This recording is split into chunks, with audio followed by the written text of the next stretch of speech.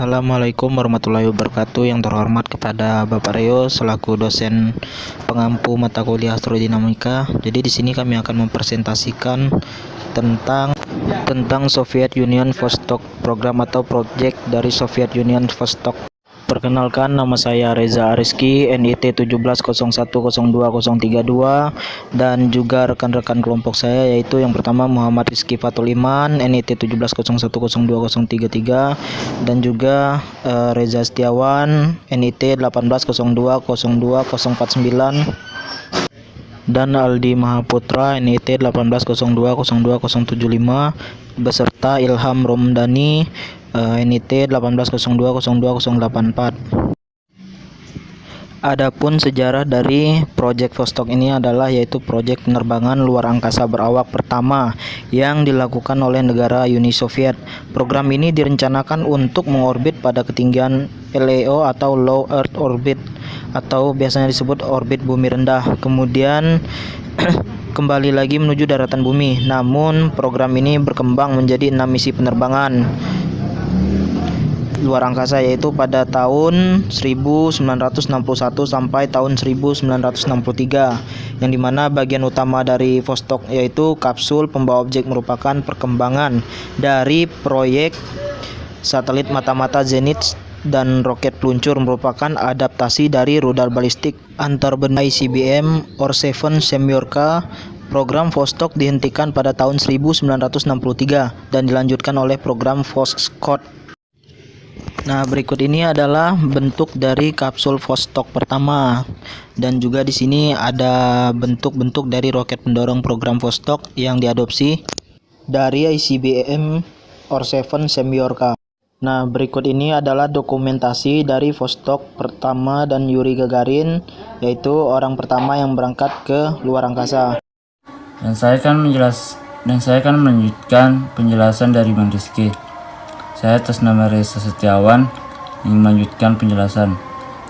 Vostok 1 and Yuri Gagarin the first man in space. Yang dimana Vostok 1 ini diluncurkan pada 12 April pada tahun 1961. Vostok 1 ini diluncurkan bersama Yuri Gagarin dan menjadikan Yuri sebagai manusia pertama yang terbang di luar angkasa.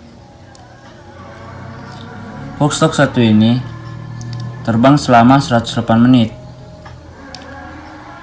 Dan Vostok 1 ini berhasil mengelilingi bumi satu kali sebelum ke atmosfer bumi.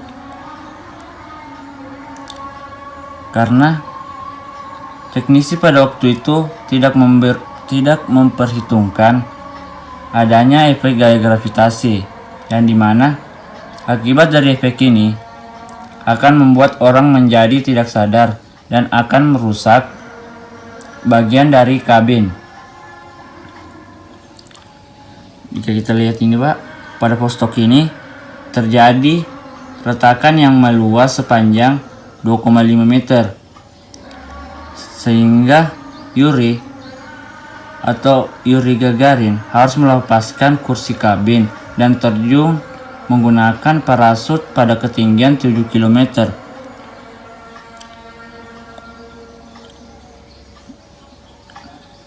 Di mana Yuri Gagarin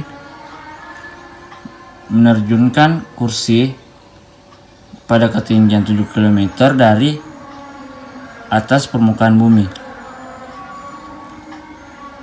Meskipun begitu, Yuri Gagarin berhasil mendarat dengan selamat dan mendapat apresiasi dari warga Rusia atau masyarakat Rusia. Saya akan menjelaskan Vostok 2 yang German Titov, yang dimana pada 6 Agustus 1961 USSR meluncurkan Vostok 2 dengan membawa astronot yang bernama German Titov. Ini untuk orangnya Pak.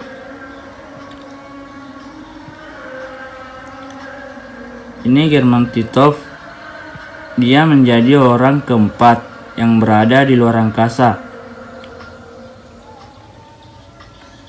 Setahu saya setelah Alan Shepard dan Virgil Grissom yang terbang pada ketinggian suborbital dan dilakukan oleh NASA.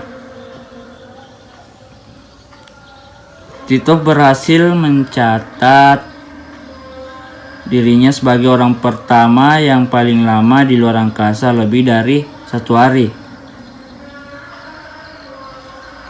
yang dimana dengan mengorbit bumi sebanyak 17 kali selama 25 jam setelah program Vostok 2, Titov berhenti dari dunia luar angkasa karena alasan kesehatan.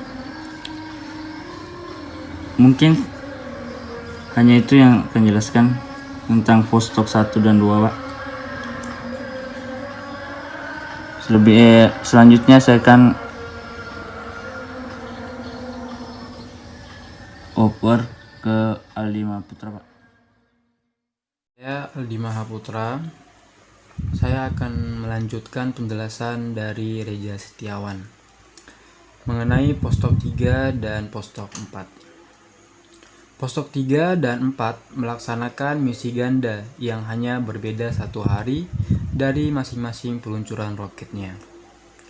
Untuk Vostok 3 sendiri diluncurkan pada 11 Agustus 1962 dan Vostok 4 diluncurkan pada 12 Agustus 1962. Adrian Nikolayev mengendarai Vostok 3 dan Pavel Propovich pada Vostok 4. Pada orbit kapsul Vostok 3 dan 4 terpisah sekitar 5 km, masing-masing pilot berhasil melakukan kontak dengan radio. Bahkan Popovich dapat melihat kapsul yang dikendarai oleh Nikolayev, tetapi karena tidak bisa dikendalikan, kedua kapsul terpisah lebih jauh. Vostok 4 mengalami masalah untuk kebutuhan hidup dan temperatur turun 10 derajat Celcius, yang menyebabkan Popovich mengalami efek gaya G dan akhirnya membuat dia tidak sadarkan diri, namun tetap dapat mendarat. Ini untuk gambar Vostok 4 yang dikendarai oleh Popovich, dan ini untuk Vostok 3 yang dikendarai oleh Adrian Nikolayev. Ini adalah Adrian Nikolayev dan di sebelahnya adalah Pavel Popovich. Nama saya Ibnu Jabar. Saya akan melanjutkan penjelasan mengenai Vostok 5 dan Vostok 6 dari rekan saya. Selama 2 hari 22 jam, Tereskova mengorbit bumi selama 8 kali dan mengamati atmosfer. Pada hari pertama misinya, dia mengalami error pada program kontrol sehingga kapsul yang membawa dia terus menjauh dari bumi. Pada akhirnya, pusat kontrol dari bumi membuat data baru dan setelah 48 kali mengorbit pada bumi, akhirnya kapsul tersebut dapat turun mendekati bumi. Ketika kapsulnya sampai pada atmosfer, Tereskova mengejek kursi karbin dan terjun bebas menggunakan parasut.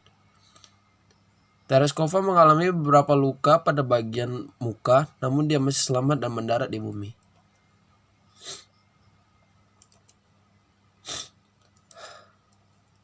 Kemudian the end of Vostok program.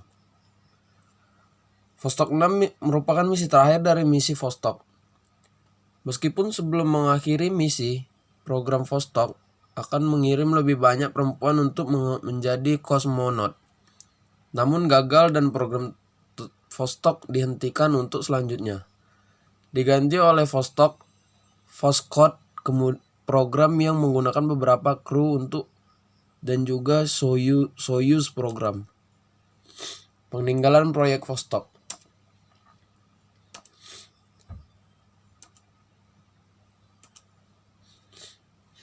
Demikian presentasi dari kelompok kami. Wassalamualaikum warahmatullahi wabarakatuh.